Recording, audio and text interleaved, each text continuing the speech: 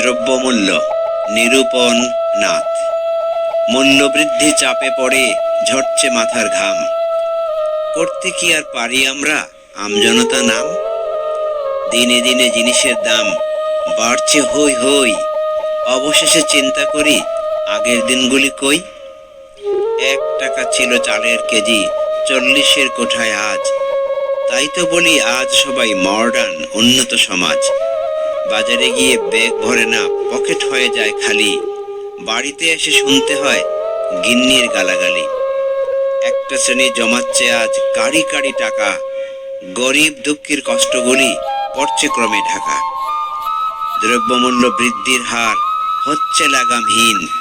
সাধারণ মানুষের বাঁচার আশা ক্ষীণ থেকে ক্ষীণ। জীবনটা আজ হচ্ছে মনে আধারে ঘেরা কালো। আশায় আশায় গুনছি দিন, আসবে কবে আলো। এই চড়া বা কবিতার রচনায় আছি আমি নিরুপম নাথ এবং কণ্ঠে আছেন ইকবাল জিল্লুল মজিদ। অনেক ধন্যবাদ জানাই ওনাকে আমার চড়া বা কবিতার আবৃত্তিতে কণ্ঠ দেওয়ার জন্য।